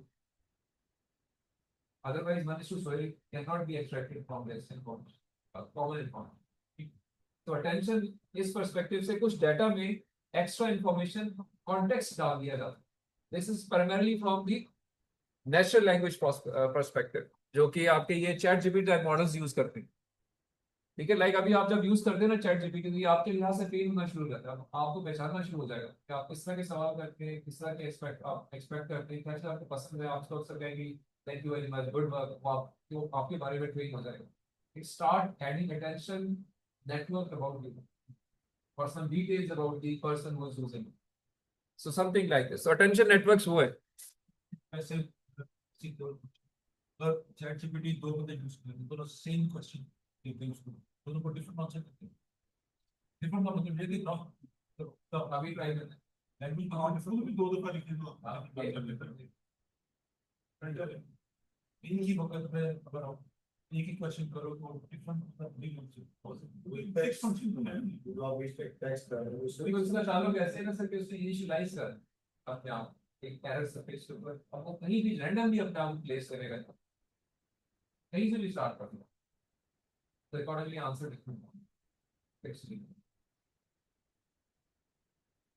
चलिए एक मॉडल लेट्स से कोई fitness model, fine tuning का आप देखते हैं, fine tuning model में आप क्या फाइन। अच्छा देख, फाइन ट्यून का आपका सवाल जो है ना वो डीप लर्निंग के पर्सपेक्टिव, तो ये है कि जब आप ये जो डीप लर्निंग मॉडल्स है ना, ये बहुत ज्यादा एनर्जी रिसोर्स मांगते हैं, बहुत ज्यादा कंप्यूटेशनल पावर मांगते हैं, इनको आप ट्रेन नहीं कर सकते, ठीक है।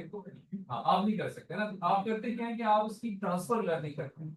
आप एक बने हुए नेटवर्क को जो कि हजारों करोड़ों अरबों इमेजेस पे ट्रेन हुआ है उसको उठाते हैं और अपने छोटे से डाटा को उसको देने देंगे, यार इस पे भी फाइन ट्यून हो जाओ, मेरा ये डाटा भी है, समझ के बाद उसको फाइन ट्यून नहीं करते।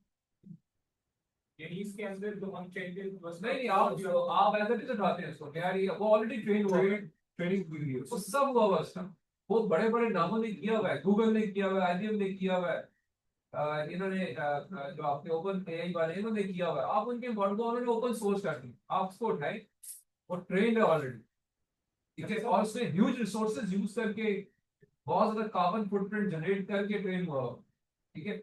अब आपके लिए वो एक पहाड़ है, उसको आप ले आए, आपने कहा कि वो मेरी जो थोड़ा सा था ना, मतलब मैंने अपने आप को और ऐसा को क्लासिफाई करना था, वो तो उसमें नहीं है शायद। मैं ये दो से कहता हूँ यार इनको बताओ और मैं ट्रेन भी कर देता हूँ कि यार ये मंजरा है, ये ऐसा है, इसको फाइन ट्यूनिंग करते हैं कि आपने एक बड़े ट्रेन नेटवर्क को कुछ एक्स्ट्रा इंफॉर्मेशन भी दे दी और उस पर ट्यून हो। अब वो आपके भी काम करेगा। सर अब एक मॉडल है, बड़ा सही है अच्छा सर। क्वेश्चन इसने किया जरा किसी से रिलेटेड था कि मतलब can we say that training of the model is a dynamics process which is going all the time, और जब हम कहते हैं कि फाइन ट्यूनिंग हो रही है उसकी, तो ये भी तो उसकी ट्रेनिंग ही हो रही है। जी हाँ सही कर, अब उसको आप एडेप्टिवली ट्रेन करना। से आप जो है, आपका माशाल्लाह पिछला एक 40 साल का एक्सपीरियंस है, आप एक जगह मुख्तलिफ जगहों से होते हुए आप आए, अब आपसे इंजीनियरिंग स्कूल में आए, तो अब आपकी फाइन ट्यूनिंग करें from the engineering schools perspective. पहले तो आपकी आप हर लिहाज से परफेक्ट हैं, ये एस्पेक्ट कुछ नए थे, अब वो नई चीजें आप सीख लेंगे, तो you are already a train network but you are being fine tuned for various different sections. तो इसी से अगर हम आगे चले सकते हैं, एक ऑप्टिमल लेवल ऐसा आता है जिसके बाद वो डेप में चला जाए और ट्रेन होने सर के ये भी चूंकि मशीन प्रोसेस है ना, ये तो नहीं जाए क्योंकि इनके वेट फिक्स हो गए, अब ये उस वक्त तो परफॉर्म कर रहे हैं। हाँ अब डाटा ऐसा आ गया जिसमें रिलेशनशिप ही चेंज हो। अब वो जो ये कहते हैं सर लोकल मिनिमम पे आके मेमोराइज कर लेते हैं, उसके बाद री ट्रेनिंग की जरूरत नहीं होती। ये रेगुलाइजेशन तो ये जो लोकल मिनिमा से जब वो क्रॉस करता है, वो कहते हैं वो रिवर्स अफेक्ट आना शुरू हो जाता है मॉडल की ट्रेनिंग के लिए। ये मैथमेटिकल मेथड्स में बड़ा नहीं ये जो एक दूसरे एग्जाम्पल दी कि ये आपका एक पैराबोला है। ये आपकी पेपर में ना एक जगह पे लिखा हुआ है कि एन जब ट्रेन होता है ना, तो एक वक्त तक उसको ट्रेनिंग करवाते हैं, तब लॉस फंक्शन नीचे जाता है। उसके बाद कभी कभी लॉस फंक्शन ऊपर भी जाता है, तो उसमें ये होती है नॉर्मली कि वो रेकग्निशन हो जाता है। मैं उस पर भी आता हूँ, उसको हम कहते हैं अर्ली स्टॉपिंग। Early stopping. अब इसका ताल्लुक जनरलाइजेशन से, आपने क्लास क्या यूज किया जनरलाइजेशन। आपने कुछ और था, आपने रेगुलराइजेशन था। अच्छा जनरलाइजेशन। जनरलाइजेशन है, तो जनरलाइजेशन के फिनोमेना के लिए हम ये करते हैं। देखिए क्या होता है सर कि मैं और आप जो है ना अपने आप से एग्जाम्पल लेते हैं, मैं ये शायद पहले भी रिपीट कर चुका हूँ कि हम जब ट्रेन होते हैं ना, तो हमें से मैंने कहा था कि हम किसी भी औरत को देखें तो हम पहचान जाएंगे औरत है, लेकिन सारी औरतें देखी तो नहीं ना हमने। सही है, that means we are, our brain is generalized. We know general features of a woman and a general feature of a man, but once we see it, we still make some mistakes. कोई ऐसी औरत को भी हम मर्द declare कर सकते हैं, किसी मर्द को औरत भी डिक्लेयर कर सकते हैं based on the features which are there. Whereas on the contrary, एक सिचुएशन रट्टे वाली होती है कि यार ये और औरत, ये चार औरतें ही औरत हैं, बाकी कोई भी और चीज औरत नहीं। इसलिए हम सिस्टम में एरर को रखते हैं कि एरर रहना चाहिए, एग्जैक्ट चीजें आपको याद नहीं करनी, इसको हम नाम देते हैं जनरलाइजेशन का, जो आप बात। अभी एग्जांपल मैं आपको इसमें और भी आगे मैथमेटिक्स में आते हैं तो चीजें और फर्दर करूँ, बट आपका क्वेश्चन ठीक है, इसमें रखते हैं सर का भी पॉइंट। सर इसमें हमारी कंट्रीब्यूशन का आती है, अगर हम आगे भी readymade. Sir very good question, very good question. और मैंने बिल्कुल आपको ये सवाल इसी पर्सपेक्टिव से, अगर आपको याद है, मैंने क्लास में शुरू में 2 लेक्चर में बार बार कहा भी है कि जो सेंट्रल पार्ट है ना, इसमें आपकी कंट्रीब्यूशन बहुत कम है। जो मैक्सिमम कंट्रीब्यूशन है वो प्री प्रोसेसिंग पोस्ट प्रोसेसिंग में नजर आएगी। आप क्योंकि आप किस तरीके से सिचुएशन को परसीव करें। देखिए मैंने एक एक ही मसला दुनिया में हम सबको आता है, लेकिन हम सब उसको मुख्तलिफ तरीके से हैंडल करते हैं। ठीक है, आपकी शादी होगी तो आप भी बीवी को हैंडल करेंगे, मैं भी कर रहा हूँ, ये सारे कर रहे हैं। ठीक है, same is the case, process को डील करते हैं, प्रॉब्लम एक ही है, लेकिन हैंडल करने का तरीका मुख्तलिफ है। तो हमारी जेन्युइनिटी कहाँ पे आ रही है, उसकी हैंडलिंग कर, इधर भी वही सेज नंबर 1। सिर्फ ये जो अंदर वाले मॉडल है, देखिए कितने चेंजेस हैं, ये जो मैंने इतने सारे मॉडल बताए, ये क्या है, ये यही तो इंजेन्युइटी लाने की कोशिश की गई है। लाइक ये मैंने इधर नाम दिया कि यार ये सारे टाइप्स जो है, राइट, रेडियल बेसिस नेटवर्क है। इसमें क्या किया इस ऑथर ने, इन्होंने क्या किया कि बिल्कुल सिमिलर स्ट्रक्चर, जो कि स्ट्रक्चर में चेंज किया, इंटरनल स्ट्रक्चर चेंज किया। क्या चेंज किया, इससे पहले एक्टिवेशन फंक्शन यूज हो रहे थे, वो दो हार्ड लिमिटिंग एंड लीनियर और रेल। इन्होंने कहा कि इसकी जगह इसको यूज कर, एक कोऑर्डिनेटर डिफरेंटली। तो ये नोवेल्टी है, ये इनकी नई चीज आ गई। इन्होंने कुछ एप्लीकेशन यूज की, मैंने कहा ये कंट्रोल सिस्टम पे इस तरह के नेटवर्क अच्छा परफॉर्म करे, इंटरपोलेशन पे इस तरह के फंक्शन अच्छा परफॉर्म करते हैं, ये रिजल्ट्स एक्सपेरिमेंटल रिजल्ट्स के लिए बहुत ज्यादा बहुत ज्यादा बहुत ज्यादा बहुत ज्यादा। There is no optimal solution as such. in this domain. It's always a hidden trial. अभी भी देखिए जो आपको इन्होंने CNN मॉडल्स दिए थे वो उन्होंने hidden trial से फिक्स किए, अब वो आपको दे दिए, अब आप उनको यूज करते हैं। AlexNet की एक फिक्स लेयर्स करते, एक सेट ऑफ लेयर्स है, सेट ऑफ फंक्शंस है, सेट ऑफ पुलिंग्स है, उन्होंने डिसाइड कर दिए। RGG नेट, BG नेट एक अलग है, ZF नेट एक अलग चीज है, ये सारे CNN के डिफरेंट वेरिएशन होते चीजों को प्रिवेंट करना बड़ा मुश्किल हो जाता है शायद इस स्टेज के ऊपर के जब आप बैक प्रोपगेशन करते हैं और वेट्स को आप ऑप्टिमाइज करते हैं और एक मॉडल को एक काम के लिए फिक्स कर देते हैं कि अब इसकी वेट ऑप्टिमाइजेशन ये काम करेगा and then you start talking about large language models और आप कहते हैं कि उसको आप वो प्री ट्रेन्ड है। अब मैंने जो अपने मॉडल ट्रेन किया वो मेरे काम के लिए ट्रेन था, मैं उसको किसी दूसरे काम के लिए इस्तेमाल नहीं कर सकता। हाउ कैन अ मॉडल जिसके वेट्स हर मसले के ट्रेन में इसका ये जो डोमेन है जो लार्ज लैंग्वेज मॉडल है, ये ऐसा प्योर एआई है नहीं। This is natural language processing. ये लैंग्वेज प्रोसेसिंग है ना, ये टेक्स्ट प्रिडिक्ट करते हैं, इनमें प्रेडिक्शन ऑफ द टेक्स्ट होती है, इनमें इनकोडिंग हुई होती है, और ये कुछ अगेन कॉन्टेक्स्ट बेस कुछ डाटा रिट्रीव करके और आपको रिजल्ट देते हैं। ये क्लासिकल मशीन लर्निंग नहीं, ठीक है, इनमें से सेपरेटली स्टडी किया जाता है। ट्रांसफॉर्मर मॉडल्स, ऑटो एनकोडर्स, ये जो आपके एडवर्सली जनरेटिव नेटवर्क्स हैं, they are part of separate course, they are not part of machine learning और डीप लर्निंग। ये generative AI is separate domain, ठीक है। देन ये अगेन सब पेजेस में ना पहले टेक्स्ट बेस्ड आपकी इंफॉर्मेशन आती है, सेल फोन्स आ गए, सेल फोन में आपने ऑटो पे आवाज पे बात करनी शुरू की, अब आप व्हाट्सएप पे आ गए, उसी के अंदर आप वीडियो बेस्ड काम भी कर रहे हैं। तो अभी ये स्टार्ट है एलएलएम मॉडल्स का, इन्होंने अभी ज्यादा काम टेक्स्ट पे, now they will move towards the images, they will move towards the audio and then the images and the videos, जो नेक्स्ट स्टेज है। लेकिन ये प्योरली मशीन लर्निंग नहीं है, इनमें वो वेट कैलकुलेशन उस तरह से नहीं हुई, ये डोमेन डिफरेंट है। सर इसमें असाइनमेंट क्या करना सर? अच्छा सर, इसमें मैंने जो असाइनमेंट आपको दी वो ये है कि ये जो सारे मैंने यहाँ ये आपको भेजे हैं कि आपने करना है कि इनके जो बेस पेपर्स हैं उनको आपने डाउनलोड करना है और उनके अंदर से इनकी बेसिक फंक्शनैलिटीज को एक्सट्रैक्ट करना है कि ये इनमें और एक regular neural network simple back propagation sorry feed forward back propagation network में फर्क क्या मायने स्ट्रक्चरल वेरिएशंस है to define Boltzmann machine, to define a recurrent neural network।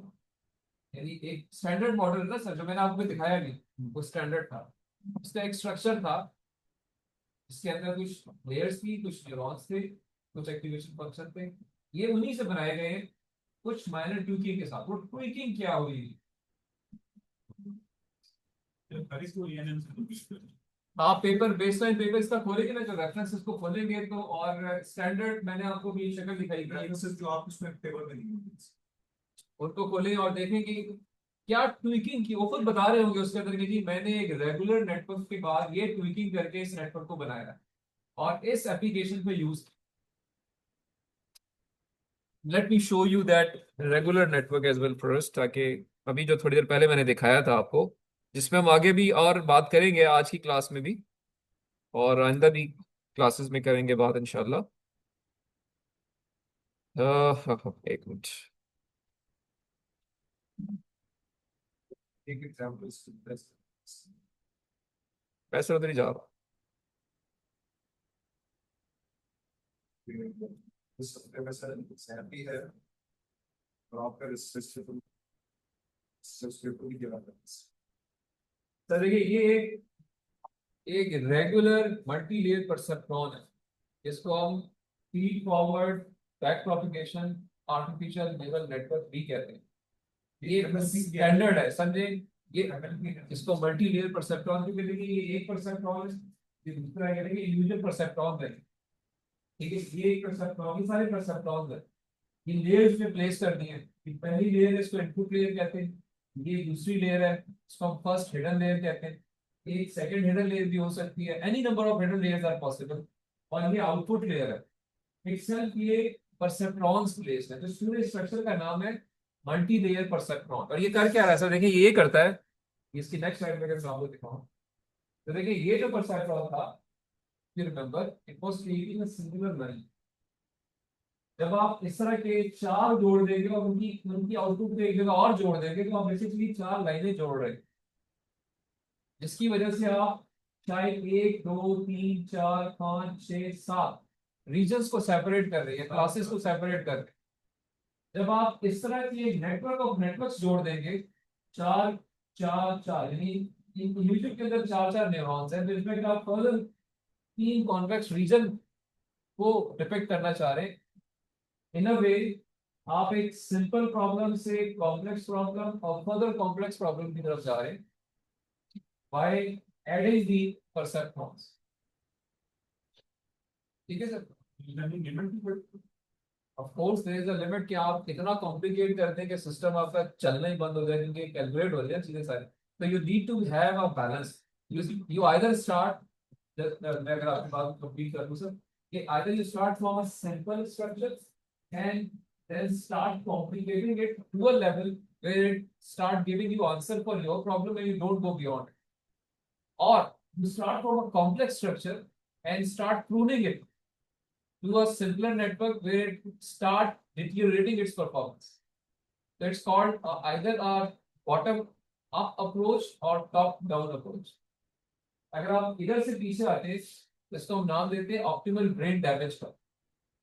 Optimal brain damage, ये थ्योरी ऑप्टिमल ब्रेन डैमेज क्या, आपने आपका brain है जो कि उसमें आप चीजें उड़ाते जाए और आहिस्ता आहिस्ता एक ऐसा ब्रेन बना लें जो कि आपके काम के लिए ऑप्टिमली परफॉर्म कर रहा हो, क्योंकि इतना कॉम्प्लेक्स आपको शायद चाहिए। तो क्या होगा, आप यहाँ शुरू करेंगे वो नहीं चलेगा, आप सिंप्लीफाई करेंगे फिर नहीं चलेगा, मतलब आउटपुट बहुत डिले कर रहा होगा, फिर आप थोड़ा ऐसा ऐसा ऐसा एक खास जगह पहुंच जाएंगे जो आपकी मशीन के लिहाज से रिस्पॉन्ड करना शुरू कर देगा, लेकिन स्टिल बहुत टाइम दे रहा होगा। और सिंप्लीफाई करेंगे, कुछ परफॉर्मेंस बेहतर हो जाएगी। तो there is always a trade off. एक जगह जाके आप कहेंगे यार कि इधर मैं अगर करूँ तो ठीक है, ये मुझे टाइम के लिहाज से भी एक रीजनेबल रिजल्ट दे रहा है, कन्वर्ट भी ठीक कर रहा है और परफॉर्मेंस में एक्यूरेसी प्रिसिजन भी रीजनेबल है, तो लेट जस्ट फिक्स इट।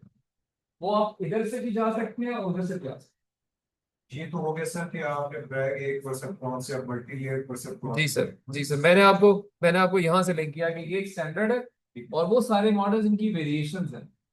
मेरी आपसे रिक्वेस्ट ये है कि एज एन असाइनमेंट जब आप पेपर्स खोलेंगे तो आपको वेरिएशन नोट करनी है पेपर के अंदर, तो वेरिएशन क्या बता रहा है उससे, ठीक है। But do not ask the chat GPT.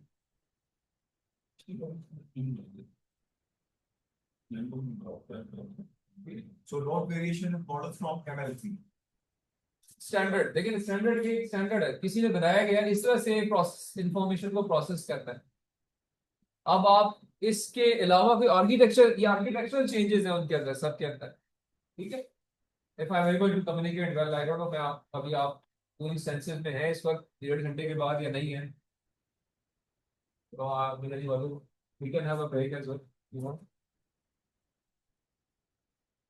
Syllabus में इस हफ्ते में आप पेपर भी तैयार करना है और इस हफ्ते में सर्च भी प्लस एग्जाम भी देना। सर असल में स्टूडेंट्स खुश होते हैं जितना ज्यादा उनको काम दिया जाए, जब कम काम देना तो स्टूडेंट्स कहते हैं यार कि मजा नहीं आ रहा।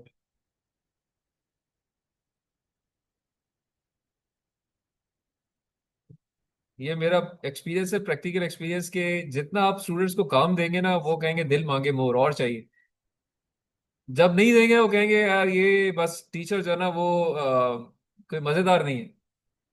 आई डोंट नो, ये आप लोगों की फीलिंग है सर, ये सब ऐसे ही है। आई एम श्योर आप भी ऐसे ही हैं, और अच्छा होता है, जरा बंदा बिजी भी रहता है और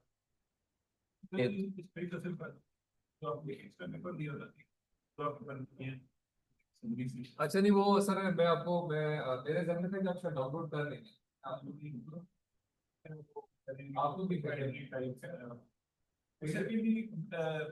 मैं पढ़ लिया था, सिर्फ मुझे कॉन्सेप्ट मैंने पढ़ लिया, मैंने यूट्यूब थोड़ा सा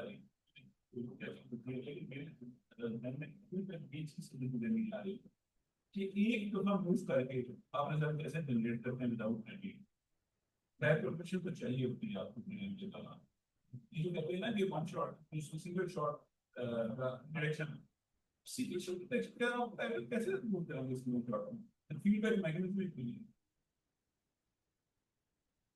ये जहाँ मेंटल ब्लॉकेज लग जाता है। नहीं, वो आप बस बिना उस क्वेश्चन को समझ रहे हैं कि वो शायद मॉडल आप ट्रेन कर रहे हैं तो ऑलरेडी ट्रेन है। ऑलरेडी आप उस मॉडल वाली ट्यून कर रहे हैं। नहीं ऑलरेडी कैन भी मॉडल लेकिन सिर्फ फॉलो प्रोसेस है ना, तो हर नहीं, देखिए ना, नहीं, वो ऐसे ऐसे सिमिलर चीज है। देखिए आपने एक ऑब्जेक्ट आइडेंटिफाई करता है ना, वो ऑब्जेक्ट किसी से मिलता जुलता ऑब्जेक्ट होगा और जो मिलता जुलता ऑब्जेक्ट है उस पर वो ट्रेन हुआ है, वो आपको उस क्लास में प्लेस कर देगा। यार ये इंसान है ना, इंसानों पे वो ट्रेन हुआ है। अब आपने एक नया इंसान दिया तो वो कहेगा ये हाथी तो नहीं है, इंसान ही है। ठीक है, इसमें सिंगल शॉट कि वन गो में वो सिर्फ उसको मैच करेगा उन एग्जिस्टिंग क्लासेस के साथ जो उसके पास ऑलरेडी है, जिसके लिए उस पे 20 साल के टाइम ट्रेन हुआ होगा। समझ रहे?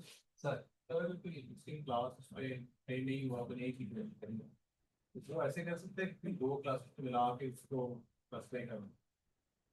कुछ ना कुछ तो करेगा पर्सनल। वो दो क्लासेस के करीब रख सकते हैं। वो कहेगा ये 60% इससे मैच कर रहा है, 65% इससे मैच। तो नया नाम देके कि नया नाम नहीं देगा, वो देगा आपको ही, पूछेगा ये आपसे ही कि यार ये दो ऑप्शन है, आप डिसाइड कर लो कि क्या है।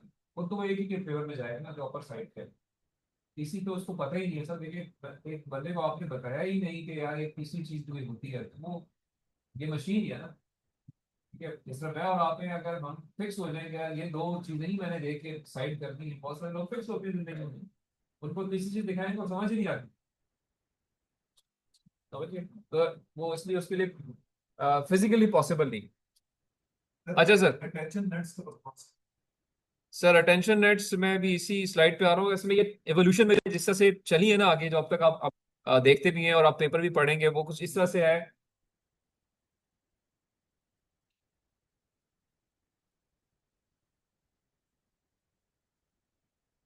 कि तेरी बहुत बॉलीवुड स्पेक्स तो नहीं है। सर आपने वॉलरनेस के पर्सपेक्टिव से आपने उसको लाइट देखा, you try to lighten it yourself. होगा तो इंप्रिंटिंग में टाइप के पेपर। हाँ होंगे, लेकिन ये कि आप उसमें से देखिए अननेसेसरी चीजों को आप फिल्टर आउट करते थे। आपने पहुंचना किस पे गया, इसका आर्किटेक्चरल क्या ऐसे चेंजेस सजेस्ट की। बाकी मैथमेटिक्स जहाँ समझ आ रही है। मैं ये कहूंगा देखिए हर चीज समझ नहीं आती। दिस इज योर स्टार्ट, आपको शायद अभी महीना 2 महीने हुए ना इस एरिया के अंदर, तो अभी आप इस वक्त के लिहाज से जो चीज समझ आ रही है उसको आप हजम करने की कोशिश करें। कुछ चीजें आहिस्ता आहिस्ता आहिस्ता आहिस्ता आपकी इंफॉर्मेशन में बिल्ड होंगी, आपकी फाइन ट्यूनिंग होती रहेगी, तो एक्सपीरियंस के साथ चीजें और अच्छी हो जाएगी। ये स्लाइड मैंने सिर्फ इन्हीं को एक तरह से आप कहेंगे एक जगह पे कोशिश की है कि वी स्टार्टेड फ्रॉम या people started from perceptron, they moved on to multilayer perceptron, then feed forward back propagation artificial neural networks, उनके अंदर से रिकरेंट आर्टिफिशियल न्यूरल नेटवर्क पे काम हुआ, इसके अंदर मेमोरी डालनी, इधर आ गए, इसके अंदर लॉन्ग टर्म मेमोरी डाली तो एलएसटीएम पे आ गए, सीएनएन सेपरेट हुए इमेज प्रोसेसिंग के पर्सपेक्टिव से थे, और जो अटेंशन नेट्स इनको हम क्या चीज मिली, जो अटेंशन नेट्स इनको हम ट्रांसफॉर्मर्स भी कहते हैं, इनको हम रीजनरेटिव नेटवर्क्स भी कहते हैं, इनको हम लार्ज लैंग्वेज मॉडल्स भी कहते हैं, ये एक ही चीजों के नाम। और ये बेसिकली क्या है, ये इनकोडिंग सिस्टम है, ये placement of objects into the vector space which could be a 3-dimensional, it could be a 30-dimensional based upon the context of that dictionary or that element. And they are purposefully for the regenerative purposes. When you try to regenerate a text based on some information. So ये इन सब के नाम है, और इस तरीके से अभी लेटली पिछले 10 साल में इस पे ज्यादा काम हो रहा है। इसकी सिर्फ एप्लीकेशन सर ये जो आपने चैट जीपीटी है, ये ट्रांसफॉर्मर मॉडल है, इसको हम ट्रांसफॉर्मर कहते हैं। आप ट्रांसफॉर्म करते हैं basically. Fawad, not Fawad. Fawad is ABCD and placed in a space. Can be retrieved as well.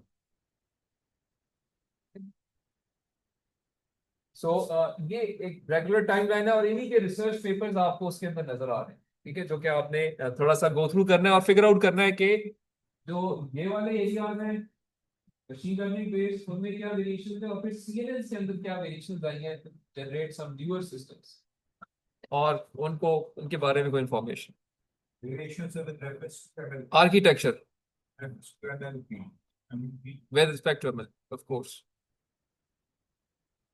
So just for the change of taste, एक ये छोटी सी वीडियो देखते हैं, शायद देखी भी हो आपने, देखी भी है?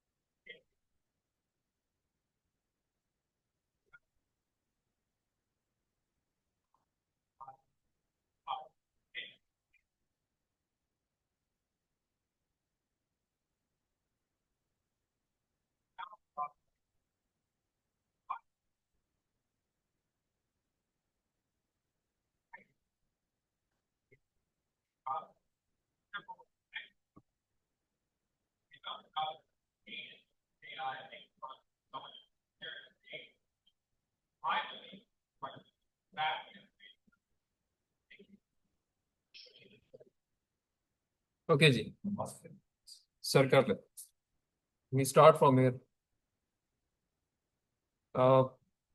20 मिनट की ब्रेक, ठीक है? 20 मिनट्स।